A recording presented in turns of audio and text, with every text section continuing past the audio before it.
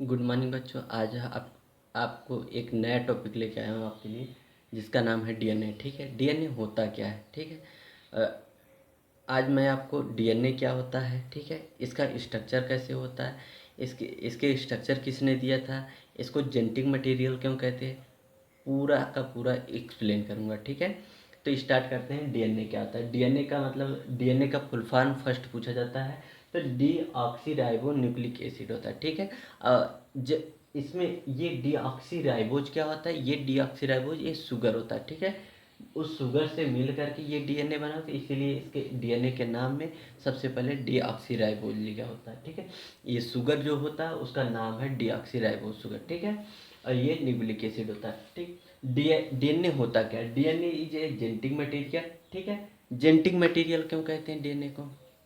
क्योंकि ये आनुवांशिक लक्षणों को एक पीढ़ी से दूसरी पीढ़ी में ले जाता है, इसीलिए इसको जेनेटिक मटेरियल कहते हैं। ठीक है, इट इज ए पॉलीमर। ठीक है, पॉलीमर और मोनोमर।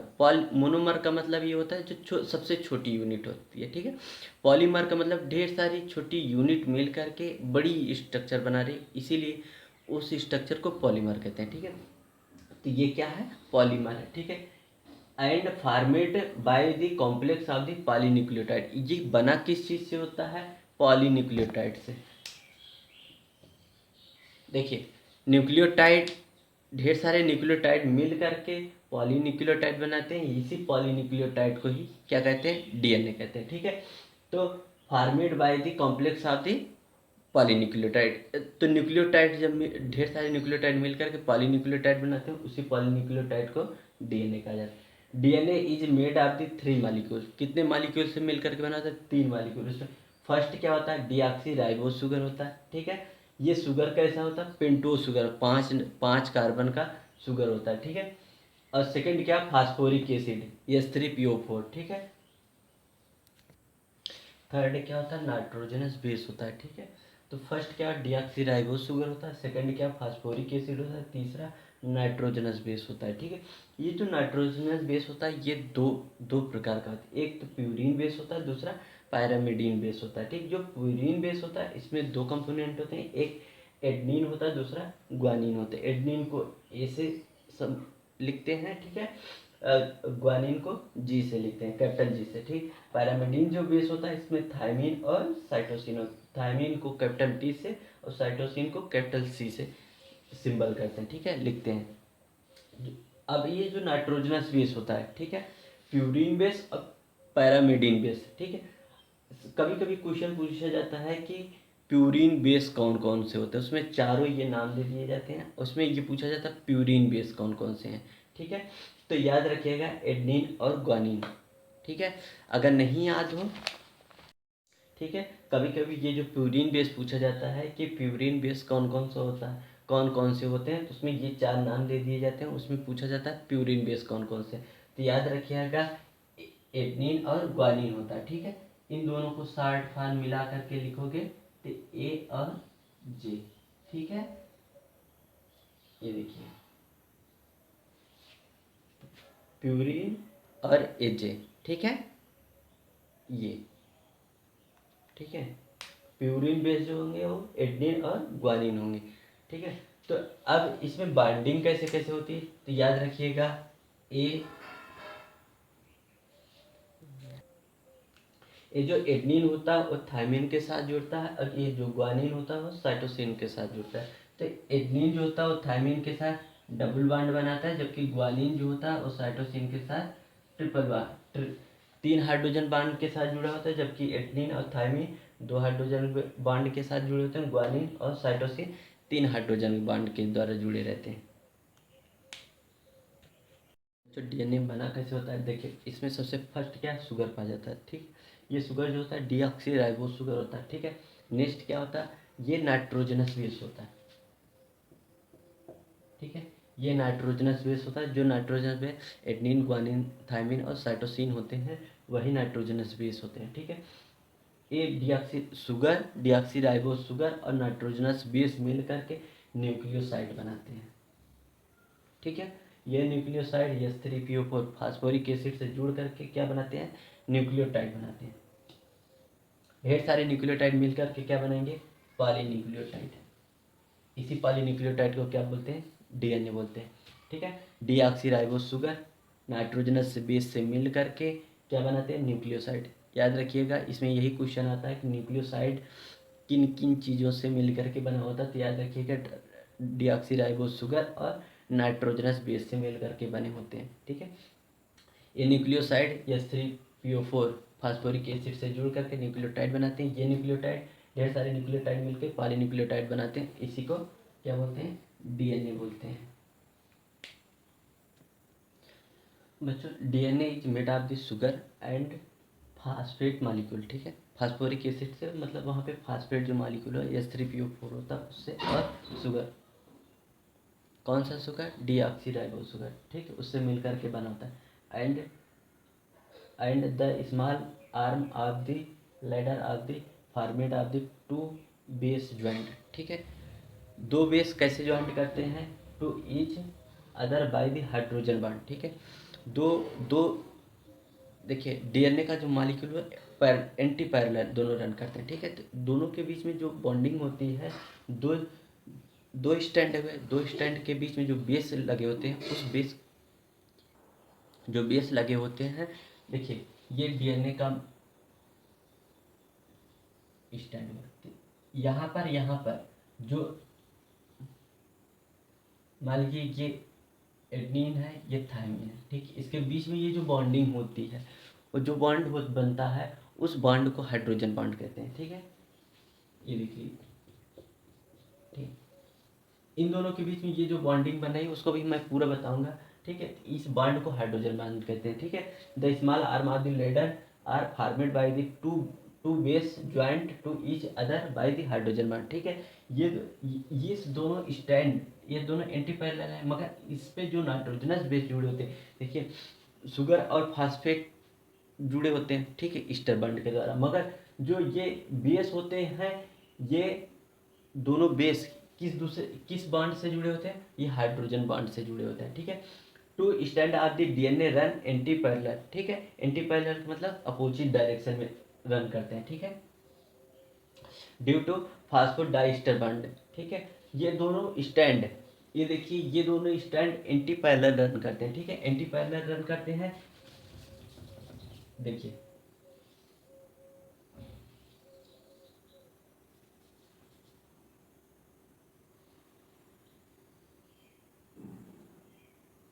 सेम ऐसे, तो ये दोनों एक दूसरे क्या है? एंटी पैरेलल रन करते हैं। ठीक है, और ये क्यों रन करते हैं एंटी पैरेलल? तो इसका रीजन ये है, फास्फोडाइस्टर बॉन्ड के द्वारा, ठीक, लिंकेज के द्वारा। ठीक है, इन कौन से डायरेक्शन? 5:3 डायरेक्शन में ये एंटी पैरेलल होते हैं। ठीक है,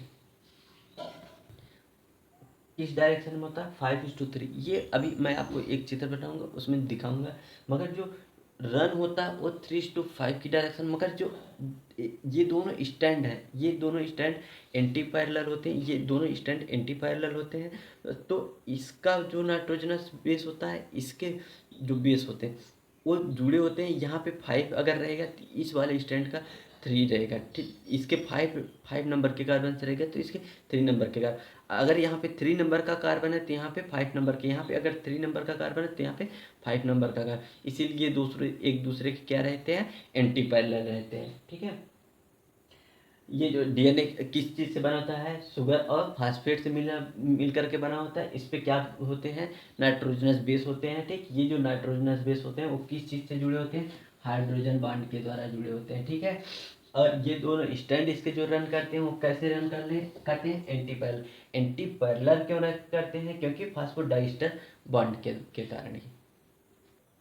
डीएनए में देखिए, each larger helix has 10 base pair of nucleotide. ठीक, डीएनए जो होता है, डीएनए की जो संरचना होती है वो एंटी पैरेलल होती है। उसका एक मॉलिक्यूल, एक मतलब जैसे उसमें एक डीएनए का जो जीन होता है, ठीक है, जो जीन होता है उसमें एक लार्जर हेलिक्स होता है। ठीक है, एक लार्जर हेलिक्स होता है, एक माइनर हेलिक्स होता है। जो लार्जर हेलिक्स होता है, उस ईच लार्जर हेलिक्स में कितने बेस पेयर होते हैं? 10 बेस पेयर होते हैं। ठीक है, 10 बेस पेयर ऑफ न्यूक्लियोटाइड होते हैं। ठीक है, and distance between the one pair and another is 3.4 angstrom. ठीक है, देखिए ये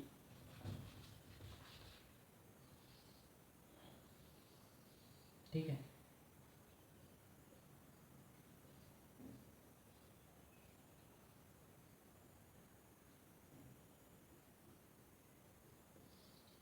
यहाँ से यहाँ तक की दूरी, ठीक है, कितना होती है 34 एंगस्ट्रॉम होती है। ठीक, ये एक मेजर हेलिक्स है। ठीक है, एक मेजर हेलिक्स होता है। इस मेजर हेलिक्स में जो बेस पेयर होते हैं, ठीक है, कितने बेस पेयर होते हैं 10 बेस पेयर होते हैं। ठीक है, 10 पेयर होते हैं। ठीक है, 10 बेस पेयर होते हैं। इस 10 पे एक हेलिक्स में कितने हैं 10 बेस पेयर होते हैं।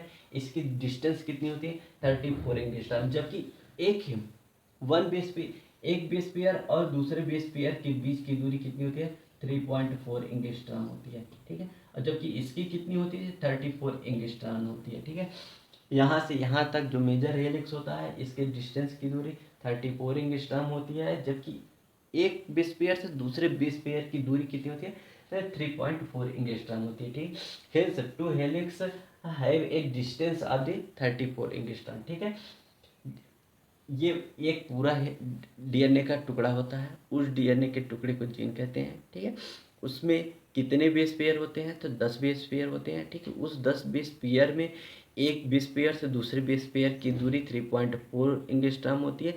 तो 10 बेस पेयर के बीच की दूरी 34 एंगस्ट्रॉम होगी। ठीक है, एक बेस पेयर से दूसरे बेस पेयर की दूरी कितनी है 3.4 एंगस्ट्रॉम। तो एक जो जीन का मालिक्यूल होता है उस जीन में मतलब एक हेलिक्स मेजर हेलिक्स की डिस्टेंस की दूरी 34 एंगस्ट्रॉम होगी। ठीक है, adenine always paired with the thymine and guanine pair with the cytosine with the help of the hydrogen bond. Adenine किससे जुड़ा होता है थायमिन से जुड़ा होता है। ग्वानिन किससे जुड़ा होता है साइटोसिन से जुड़ा।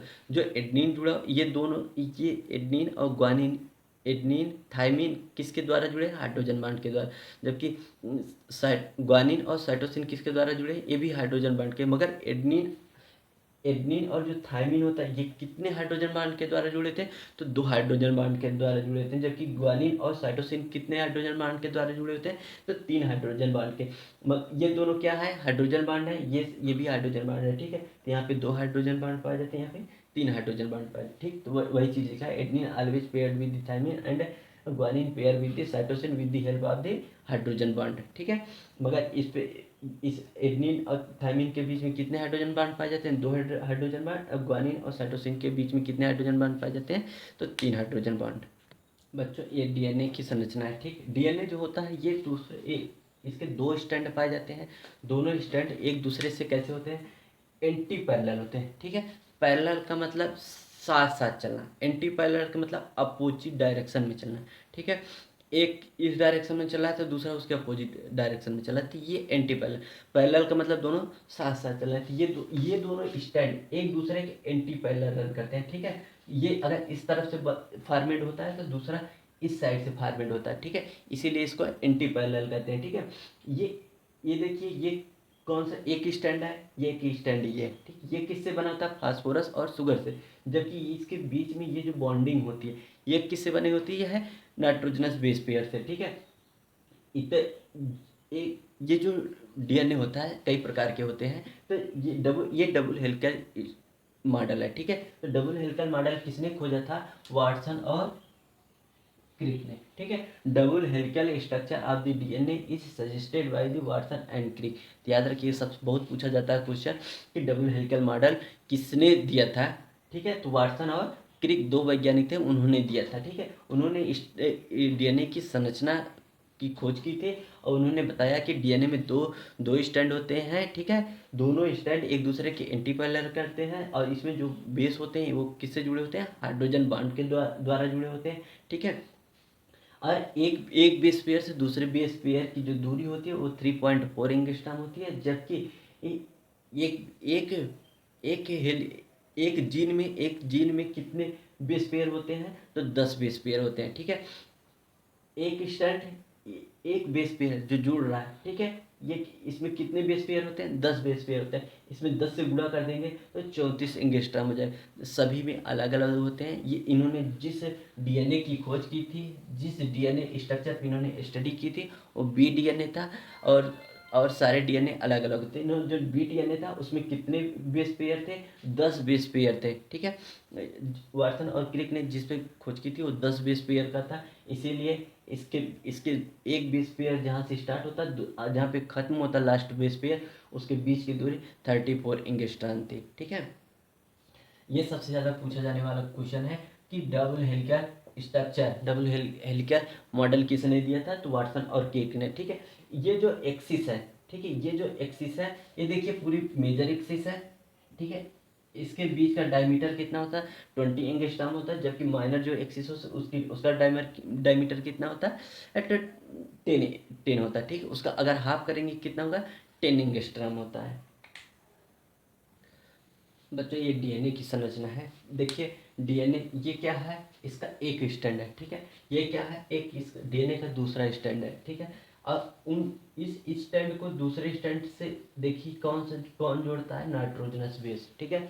नाइट्रोजनस बेस में हमने बताया एडनिन के साथ कौन कौन जुड़ेगा? थायमिन। ग्वानिन के साथ कौन जुड़ेगा? साइटोसिन, ठीक है। ये क्या है? ये शुगर है। ये किस चीज़ से जुड़ रहा है? ये H3PO4 मतलब फास्फेट से जुड़ रहा है, ठीक है। इस फास्फेट और शुगर के बीच में कौन सा बॉन्ड पाया जाता है? ईस्टर बॉन्ड पाया जाता है, ठीक है। फास्फोरस और शुगर के बीच में जो बॉन्ड बनता है उसको ईस्टर बॉन्ड कहते हैं। जब शुगर और नाइट्रोजनस बेस के बीच में जो बॉन्ड बनता है उसको ग्लाइकोसिडिक बॉन्ड कहते हैं, ठीक है। और इन जो नाइट्रोजनस बेस होते हैं उनके बीच में जो बॉन्ड बनता है उसको हाइड्रोजन बॉन्ड या एच बॉन्ड भी कहते हैं, ठीक है। एच बॉन्ड, एच का मतलब हाइड्रोजन बॉन्ड, ठीक है। शुगर और फास्फेट के बीच में ईस्टर बॉन्ड, और शुगर और नाइट्रोजनस बेस के बीच में ग्लाइकोसिडिक बॉन्ड, और दो नाइट्रोजनस बेस के बीच में हाइड्रोजन बॉन्ड, ठीक है। मगर ये देखिए यहाँ से यहाँ तक ये फास्फोरस है, ये शुगर है और ये फास्फोरस, ठीक है। इन दोनों के बीच में कौन सा बॉन्ड पाया जाएगा? फास्फोरस, शुगर और फास्फोरस के बीच में जो बॉन्ड पाया जाता है उसको फास्फो डाई ईस्टर बॉन्ड कहते हैं, ठीक है। डाई का मतलब दो, ईस्टर का मतलब ईस्टर बॉन्ड, ठीक है। तो इस पूरे बॉन्ड को सबसे ज़्यादा पूछा जाता है यही है कि ये फास्फोरस, शुगर और फास्फोरस के बीच में कौन सा बॉन्ड पाया जाता है? तो याद रखिएगा फास्फो डाई ईस्टर बॉन्ड पाया जाता है, ठीक है। एक क्वेश्चन ये ज़्यादा पूछा जाए, दूसरा क्वेश्चन ये पूछा जाता है, ठीक है। दो नाइट्रोजनस बेस के बीच में कौन सा बॉन्ड पाया जाता है? तो हाइड्रोजन। इसमें ये पूछा जाता है एडनिन और थायमिन के बीच में कितने हाइड्रोजन बॉन्ड पाए जाते हैं? तो 2 हाइड्रोजन बॉन्ड पाए जाते हैं। जबकि ग्वानिन और साइटोसिन के बीच में कितने बॉन्ड पाए जाते हैं? ये 3 बॉन्ड पाए जाते हैं, ठीक है। 3 हाइड्रोजन बॉन्ड पाए। देखिए इसकी डायरेक्शन कैसी होती है? तो ये डायरेक्शन 3 से 5 होती है, ठीक है। मगर ये एंटी पैरेलल में अभी मैं बताया कि 5 से 3 डायरेक्शन, ठीक। ये जुड़ते किस डायरेक्शन में है?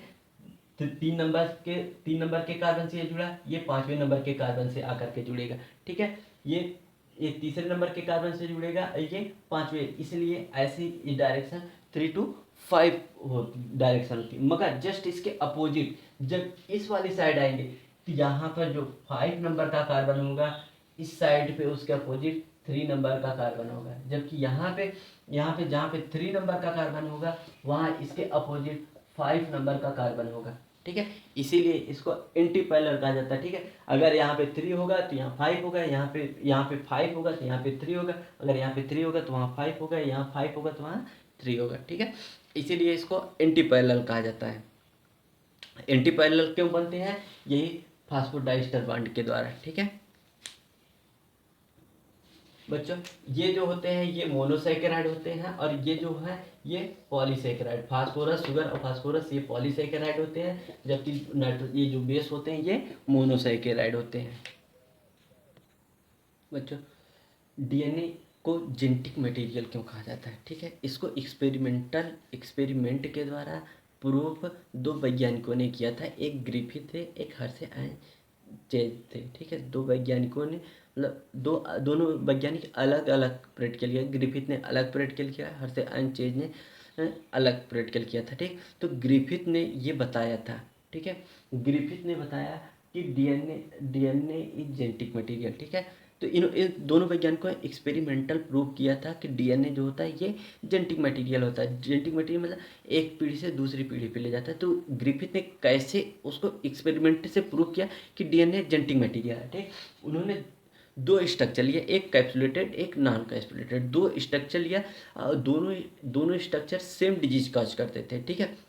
मगर जो कैप्सुलेटेड होता वो डिजीज काज कर देता है, मगर जो नॉन कैप्सुलेटेड होता था वो उस उन्होंने अपने प्रैक्टिकल में ग्रिफिथ ने माउस मतलब चूहे का उपयोग किया था, चूहे पे कि इस पे ये डिजीज मतलब काज कर देता है कि नहीं। तो उन्होंने एक दो दो उन्होंने दो चीज़ लिया, दो, एक तो कैप्सुलेटेड था जो भी डिजीज काजिंग एजेंट थे, एक तो कैप्सुलेटेड था एक नॉन कैप्सुलेटेड था। जो नॉन कैप्सुलेटेड था वो उसके शरीर में गया और कोई भी प्रभाव नहीं दिखाया, मतलब वो इनएक्टिव रूप में उसके शरीर में रह गया, ठीक है।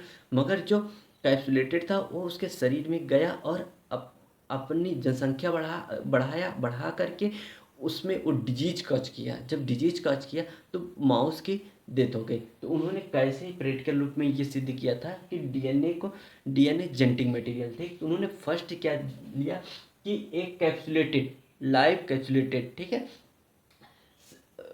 डिजीज कॉजिंग एजेंट लिया, उसको उन्होंने यस सेल कहा था, ठीक है। यस सेल उन्होंने कहा, ठीक है। जो live capsulated disease disease causing agent था उसको यस सेल का, उसको उन्होंने माउस में इंसर्ट किया। इंसर्ट करने के बाद देखा कि चूहे की डेथ हो जाती है। क्यों डेथ हो गई? क्योंकि ये कैप्सुलेटेड जो था वो इस पे प्रभाव दिखाया और अपनी जनसंख्या बढ़ाया और उस माउस में डिजीज कॉज किया। जब डिजीज कॉज कर दिया तो चूहे की डेथ हो गई, ठीक।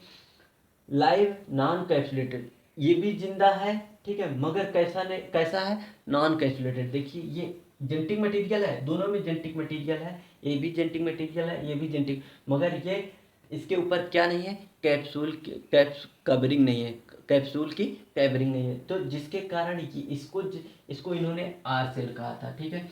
आर सेल का इसको इन्होंने माउस में इंसर्ट कराया। जब माउस में इंसर्ट कराया तो ये वहाँ पे जा कर के कोई प्रभाव नहीं दिखाया, मतलब इनएक्टिव रूप में उस माउस के अंदर रह गया, ठीक है। मगर ये जब गया माउस के अंदर तो वहाँ पर जाने के बाद एक्टिव रूप में अपना रेप्लिकेशन करके अपनी जनसंख्या बढ़ा करके वहाँ पर डिजीज कॉज किया। मगर ये जब गया तो इनएक्टिव रूप में उसके शरीर में रह गया, कोई भी अपनी न तो रेप्लिकेशन किया, न जब रेप्लिकेशन नहीं किया तो इसकी मतलब वो जेनेटिक मटेरियल नहीं बढ़ा, न तो प्रोटीन बनी, तो जिसके कारण इसमें क्या नहीं काज हो पाया, कोई डिजीज नहीं हुई, ठीक है। जब डिजीज नहीं हुई मतलब उसके शरीर में जेनेटिक मटेरियल तो गया मगर कोई डिजीज कॉज नहीं किया। जब डिजीज कॉज नहीं किया तो वो जो चूहा था वो कैसा रहेगा, लिविंग रहेगा, ठीक। इन्होंने तीसरा प्रैक्टिकल क्या किया, इस कैप्सुलेटेड जो डिजीज कॉज कर रहा था उन्होंने क्या किया, इसके कैप्सूल को ही हटा दिया। कैसे हटा, इन्होंने हीट किल कर दिया, ठीक है। हीट किल कैप्सुलेटेड मतलब जो capsulated live capsule disease causing agent थे उसको इन्होंने किल किया। कैसे किल किया, हीट करके, ठीक है।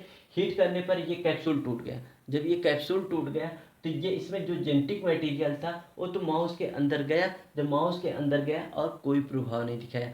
इन्होंने देखा कि कोई प्रभाव नहीं दिखाया, इसको हीट किल करने के बाद ये कोई प्रभाव नहीं दिखा रहा।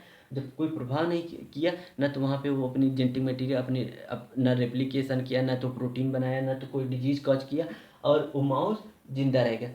चौथा पीरियड के लिए इन्होंने क्या किया, इन्होंने इसको इसको दोनों को मिला लिया, ठीक है। मिलाने के बाद, ठीक है, इसको और इसको मिलाने के बाद, ठीक है, मिलाने के बाद इसको किल कर दिया, ठीक है। कैसे किल किया, इसको बर्नर पे कर दिया, ठीक है। आर सेल और plus heat killed S cell ले लिया, ठीक है। और लेने के बाद, ठीक है, दोनों को मिला करके हीट किल कर दिया जिससे इसके कैप्सूल हट गया। जब कैप्सूल हट गया अब ये जेनेटिक मटेरियल जब चूहे के अंदर गए तो चूहे के अंदर जाने के बाद ये दोनों जुड़ करके रेप्लिकेट करके फिर वहाँ पे प्रोटीन बनाए और प्रोटीन बनाने के बाद वहाँ पे देखा कि माउस के अंदर डिजीज कच कर देते हैं और जिसके कारण कि किस चूहे की डेथ हो जाती है। तो इन्होंने कहा कि यही जो जेनेटिक मटेरियल है, ठीक है, ये जो जेनेटिक मटेरियल है यही वहाँ पर क्या काज कर रहा है कि डिजीज काज कर रहा है। अगर डीएनए नहीं होगा तो क्या नहीं बनेगा, आरएनए नहीं बनेगा। जब आरएनए नहीं बनेगा तो प्रोटीन नहीं बनेगी। जब प्रोटीन नहीं बनेगी तो ना एंजाइम बनेगा। जब एंजाइम ही नहीं बनेगा या तो मतलब डिजीज कॉजिंग एजेंट नहीं बनेगा। जब डिजीज कॉजिंग एजेंट ही नहीं बनेगा तो उसमें डेथ ही नहीं होगी, ठीक है। इसीलिए इन्होंने कहा कि डीएनए ही उसमें क्या कर रहा है, एक पीढ़ी से दूसरी पीढ़ी में जा रहा है, ठीक है। वहाँ पे क्या काज कर रहा है, मतलब कि वहाँ पे डिजीज कॉज कर रहा है। इसीलिए यहाँ पे माउस की डेथ हो गई, ठीक है। इन्होंने प्रैक्टिकली इस रूप में बताया था, ठीक है, ग्रिफिथ ने। जबकि हर्षे अर्चेज ने क्या किया था, हर्षे अर्चेज ने बैक्टीरिया लिया था और वायरस लिया था, ठीक है। बैक्टीरिया और वायरस लिया था। जो वायरस था वो बैक्टीरिया के अंदर गया और बैक्टीरिया के ऊपर चिपकता है। चिपक करके अपने जेनेटिक मटेरियल को बैक्टीरिया के अंदर डाल देता है और वो जेनेटिक मटेरियल, जो वायरस का जेनेटिक मटेरियल बैक्टीरिया के अंदर गया और रेप्लिकेट करके या रेप्लिकेट किया, ढेर सारे रेप्लिकेट करके वहाँ प्रोटीन बनाता है। फिर वो बाइंडिंग करता है, बाइंडिंग करके उस बैक्टीरिया को ब्रस्ट कर देता है। अब मतलब इतनी ज़्यादा हो जाती है उनकी आबादी कि उस बैक्टीरिया को फाड़ देते हैं और जिससे उसकी बैक्टीरिया की डेथ हो जाती है। और वो फिर एक नई जनरेशन बनाता है। नई जनरेशन बना करके नई जनरेशन का वायरस बन जाता है। मतलब एक वायरस से ढेर सारे वायरस बन गए, ठीक। इस पूरे फेज को बैक्टीरियोफेज कहा जाता है, ठीक है। तो इस साइकिल को उन्होंने दिखाया था और उसके द्वारा इन्होंने सिद्ध किया था कि डीएनए ही एक पीढ़ी से दूसरी पीढ़ी में जाता है। मतलब देखिए, अगर ये जो डीएनए होता है, ये डीएनए अगर यहाँ पे गर्म कर दिए तो इसका मतलब किल हो जाना चाहिए। जबकि किल नहीं हुआ। अगर जब किल नहीं हुआ तो इसका मतलब ये है कि ये कहाँ पे जाएगा, आगे अपने जेनेटिक मटेरियल को दूसरी पीढ़ी में डालेगा। जब दूसरी पीढ़ी में डालेगा तो वहाँ पे क्या बनेगा, प्रोटीन बनेगी। जो प्रोटीन बनेगी वही डिजीज कॉज करेगी, ठीक है। इस पूरे प्रैक्टिकल के द्वारा ये ग्रिफिथ का प्रैक्टिकल है, ठीक है। ग्रिफिथ ने इसको दिया था, यहाँ पे लिख देते हैं।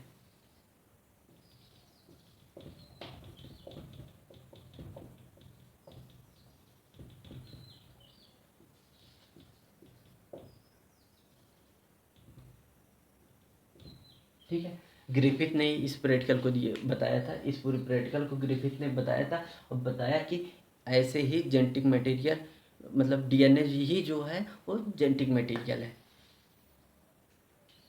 बच्चों एक चीज़ और, डीएनए क्या होता है, ठीक है, क्रोमोसोम क्या होता है, जीन क्या होता है। फर्स्ट एक चीज़ बता रहे हैं, क्रोमोसोम, ठीक है। जो न्यूक्लियस में क्रोमेटिन होता है, ठीक है, वही क्रोमेटिन, उसी क्रोमेटिन को क्रोमोसोम कहते हैं, ठीक है। ये जो क्रोमेटिन होता है ये दो चीज़ों से बना होता है, ठीक है। एक तो शुगर से बना होता है, दूसरी चीज़ किससे बना, न्यूक्लिक एसिड से बना होता है। जो शुगर होता है ये कौन सा शुगर होता है, नहीं प्रोटीन होता है। जो प्रोटीन होती है ये प्रोटीन और न्यूक्लिक एसिड से बना होता है। जो प्रोटीन होती है वो हिस्टोन प्रोटीन होती है। और न्यूक्लिक एसिड में क्या होते हैं, डीएनए और आरएनए, ठीक है।